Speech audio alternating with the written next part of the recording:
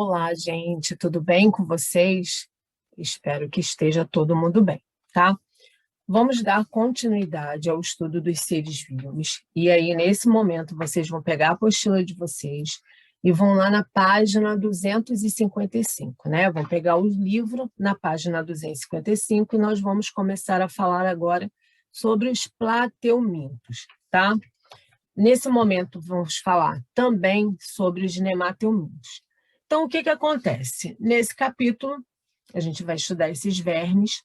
E o que acontece? Esses vermes eles podem estar vivendo livremente ou parasitando algum outros seres, tá?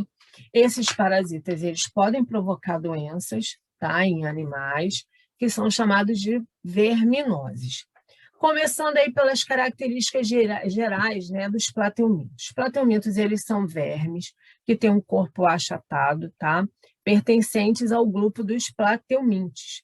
Eles são animais de vida livre, tá? Ou, na sua maioria, também eles podem estar parasitando outros tipos de seres, tá? O que acontece? De acordo com o tamanho, esses parasitas, tá? Esses plateumintos, eles podem medir milímetros, como também eles podem alcançar metros, ok? Eles possuem um tubo digestório incompleto, ou seja, eles só têm a boca e é por onde, né, entram os alimentos e também as excretas, eles são eliminadas, ou seja, as fezes, né? Elas também são eliminadas por essa boca, tá? Algumas espécies elas passam a vida toda absorvendo nutrientes através da pele, né? Absorvendo os nutrientes desse ser que ele está parasitando através da pele, tá? Bom, a gente tem mais ou menos cerca de 15 mil espécies catalogadas, tá? Dentro desse filo, que vão viver principalmente em ambientes aquáticos, oceanos, rios, mares, lagoas, ou também podendo ser encontrado em ambientes úmidos, tá? De acordo com a evolução, tá, das espécies, os plateumintos eles foram os primeiros animais a apresentar uma simetria bilateral. O que seria isso? Apresentar, né, o corpo dele dividido em duas partes, e essas partes são exatamente iguais, tá? Além também de ter uma cabeça, uma estrutura, né, que vai ser exclusiva para a excreção.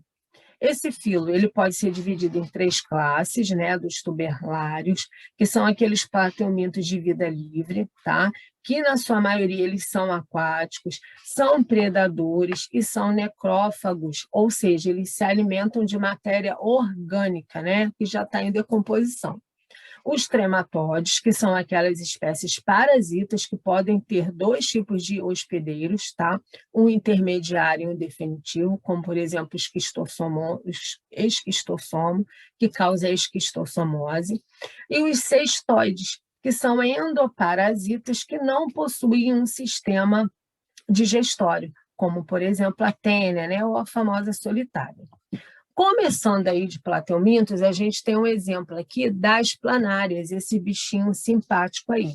As planárias, elas têm, né, na extremidade, aonde seria uma cabeça, onde a gente encontra os ocelos, que são esses olhos aí, que são primitivos, eles não têm essa função igual os nossos olhos têm de decodificar tudo que tem em torno da gente, tá?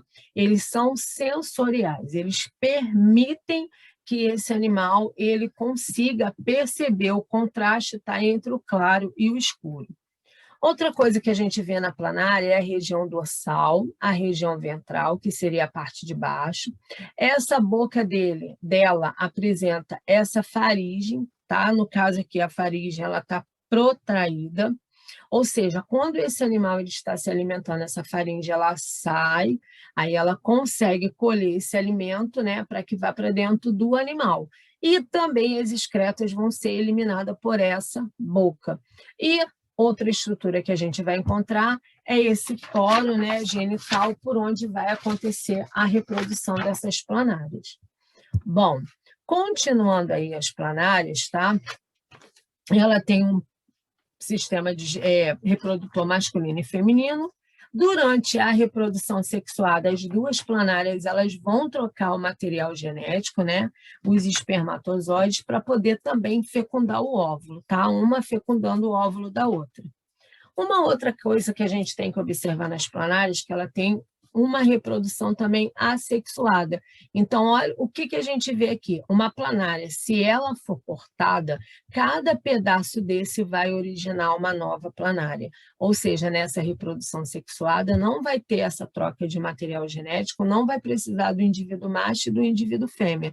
O animal, ele, né, os pedaços dele vai dar origem a uma outra planária.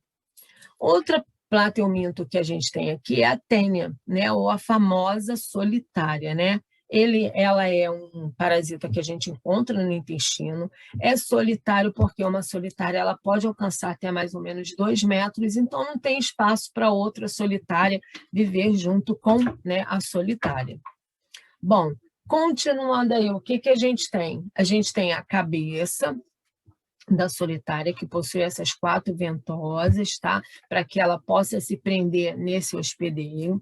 Nós temos aí no corpo o estróbilo, que vai ser formado por anéis. Então, você olhando aí o corpo da solitária, você vai ver esses vários anéis, que a gente chama de proglotes, tá? E eles vão representar o segmento do corpo desse animal. Continuando aqui, a gente tem um ciclo de vida dessa tênia, da tênia saginata, né? Então, o que seria esse ciclo de vida? Os ovos, né, dessa solitária. Quando o animal ele se alimenta, ou o ser humano se alimenta, tá, de carne, por exemplo, contaminada com esses ovos entrando dentro do corpo da pessoa, né, passando para dentro do corpo da pessoa, ele vai começar a se desenvolver lá no intestino. Chegando lá no intestino, o que vai acontecer? Esses ovos eles vão ser eliminados novamente com as fezes, contaminando o ambiente. E aí, contaminando esse ambiente, novamente tem uma reinfestação desse tipo de parasita. Continuando aí, a gente tem aqui na página 258, falando dos sintomas que vão envolver essa tênia, como, por exemplo, né, a pessoa que está parasitada por essa tênia, diarreia, prisão de ventre, insônia, irritabilidade.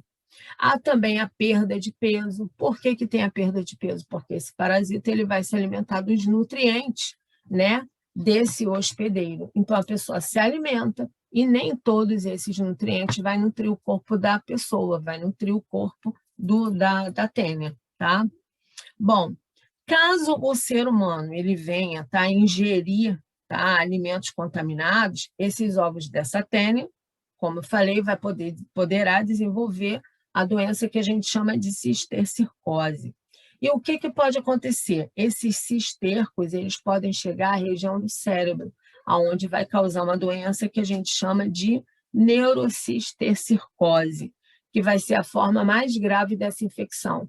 Imagina, se uma tênia ela pode chegar até 2 metros, imagina se esse cisterco chegar na cabeça da pessoa. Não vai ter espaço para o desenvolvimento, vai causar essa doença e vai, né, acabar matando a pessoa. Outra doença que a gente tem causada por plateumintos é a esquistossomose, que é causada pelo esquistossomo. Ou seja, o esquistossomo ele tem como parasita, como vocês podem ver aqui no ciclo de vida, o parasita ele vai viver dentro do caramujo. Então, é importante que na hora que você for tomar banho num lago, numa cachoeira, você observar se tem desse tipo de caramujo. Porque se tem desse tipo de caramujo, pode ter o esquistossomo que vai viver, né, dentro dele. Como que vai acontecer esse ciclo de vida? Então, o que a gente tem? A gente tem um homem doente, né, ele aqui, contaminado. Quando ele fizer as fezes dele, ele vai, nessas fezes, liberar esses ovos. Esses ovos na água, eles vão continuar o desenvolvimento dele, virando as larvas ciliadas. Essas larvas, elas entram dentro do caramujo para continuar o desenvolvimento dela.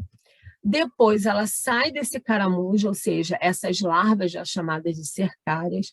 E aí, uma pessoa, ela tomando banho nessa água, ela vai ter uma infestação. Essas cercárias, ela vai entrar dentro da pele da pessoa, contaminando essa pessoa.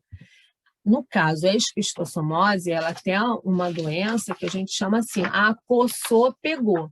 Porque se você está num rio, se você está numa lagoa e deu aquela coceirinha, pode ser que naquele momento ali alguma cercária dessa tenha entrado na sua pele e aí te contaminado, tá? O que nós vamos ter, pessoal? Nós vamos ter aí, depois, né, desse ciclo aí do esquistossoma, nós temos alguns exercícios que nós vamos fazer em aula e nós vamos dar continuidade também a outro tipo de animal, que são os nemateumintos. Lá na nossa página, deixa eu colocar aqui, lá na página 262. Então, olha só, plateumintos são aqueles seres que pertencem ao filo e têm um corpo mais plano. Os nemateumintos, eles já começam a ter um corpo cilíndrico, tá? Então, olha aqui, o que a gente tem aqui nos nemateumintos? Corpo cilíndrico não segmentado, não é formado por anéis, tá? A gente tem aí exemplo desses nemateumintos. Por exemplo, o Ascaris, que é um parasita, né? O verme Ascaris, que a gente tem aqui mostrando também a infestação desses Ascaris lombricoides. Ou seja, a fêmea, né, ela vai copular com o macho, tá? E vai abrigar esses ovos. Esses ovos eles vão ser liberados juntamente com as fezes e vai contaminar o ambiente. À medida que, contaminando o ambiente, né, mão suja, água contaminada, você vai ingerir aquilo dali, vai ingerir aqueles ovos e aí vai ter o desenvolvimento desses ascaris no seu organismo, tá? Então, aqui a gente tem mostrando o ciclo, como é que ele começa? Pela ingestão, o homem aqui ingerindo água, né? E no caso, água ou alimento contaminado. Esse ovo ele vai ser liberado e ele vai o quê? Na hora que engolir, ele pode ir lá para o seu, né, sistema digestório todo, ele pode até chegar, por exemplo, a corrente sanguínea chegar lá no seu coração, no pulmão, né, no esôfago e contaminar o corpo todo. Sendo que, à medida que a pessoa for se alimentando e for passando pelo trato digestivo todinho, esses ovos eles podem ser eliminados através das fezes e aí contaminar novamente o ambiente. Outro parasita que a gente tem aí é o ancilostomo, tá? Que é um parasita que vive no intestino delgado também das pessoas infectadas e ele causa uma doença chamada de amarelão. Por que amarelão? Porque um dos sintomas da pessoa que está contaminada com esse tipo de verme é a pele ficar, né, adquirir um tom amarelado. Outro parasita que a gente tem aí, outro nemateuminto, é o Oxyurum, tá? Que a contaminação dele também vai se dar por vermes, né, pelos ovos, né, desses vermes, de formas, né, variadas. Uma das maiores infestações acontece nas crianças, porque as crianças têm o hábito de colocar a mão suja na boca. Pode botar a mão num ambiente que está contaminado e levando a boca ela vai se contaminar. Esse Oxyurum, ele é um verme muito pequenininho, que ele vai geralmente à noite para a região do ânus e causa uma irritabilidade na criança porque dá muita coceira, tá? Ele é miudinho. Então, assim, o hábito dele é, nesse momento da noite, ele ir lá para o ânus. Outro que vocês têm aqui é a filária, que causa filariose, que vocês olhando aqui na página 264, olha só, vocês estão vendo aqui, né, a perna da pessoa super inchada. Por quê? Esse parasita ele vai ser transmitido por um mosquito, tá? Principalmente o mosquito que a gente chama do gênero Culex. E quando ele se alimenta do sangue das pessoas contaminadas, esse mosquito ele pode levar a larva desses parasitas para uma outra pessoa. Então, o que vai acontecer? Quando a pessoa está contaminada com esse tipo de parasita, ele vai causar um inchaço naquele membro ali, porque o seu organismo ele vai tentar reagir, né, pela infestação desse parasita e aí causa um inchaço. Pessoal, não só da perna, mas como membros superiores, como a região da genitália também pode acontecer essa infestação e ter, né, um inchaço. Geralmente é na perna porque os mosquitos ele tem um voo mais baixo, então ele pega logo ali na perna. Outro que tem também é o bicho geográfico, que a gente está vendo aqui, que o que acontece? Ele pode ser transmitido, né, através das fezes de cães e gatos que estão contaminados, por isso, então, é muito importante que esses vermes, né, eles sejam eliminados, e esses cães e gatos, eles usem, né, os vermífugos, ou seja, de tempo em tempo, levar no veterinário para que passe os remédios dele de verme, para que ele não tenha, porque à medida que ele fizer as fezes no locais e a gente pegar passar, a gente pode ser contaminado. O que acontece? Essa larva desse bicho geográfico, ela fica na pele. Então, o que vai acontecer? Ela vai começar a fazer caminho, ela vai começar a se deslocar, igual a gente está vendo aqui, ó, o parasita, tá? E ele se deslocando na pele, fazendo vários caminhos. Então, assim, dá uma coceira na pessoa, a pessoa fica com aquela irritação de querer, né, coçar muito, mas assim, é fácil de ser eliminado. Logo que o médico ele identifica que é um bicho geográfico, ele vai passar, né, a medicação correta, vai começar a usar a medicação ali e vai eliminar. Ou vai ser uma medicação que a pessoa vai ter que beber. Bebendo também vai eliminar ele. Para a gente evitar, tá, gente, essas infecções, né, evitar essas infestações por verminose, a gente tem que ter medidas profiláticas, ou seja, beber água filtrada, desinfetar, né, sanitários, manter as unhas sempre limpas, lavar as roupas, os objetos pessoais, roupas de cama, né, não andar descalço, tratamento adequado para a água e para o esgoto, fazer exames de fezes periódicos, porque mesmo a gente fazendo toda, né, tendo toda essa cautela, a gente ainda assim pode pegar se contaminar. Então é importante que de tempo em tempo a gente faça exame de fezes para ver se, né, se detecta algum ovo de algum tipo desses de parasitas, tá?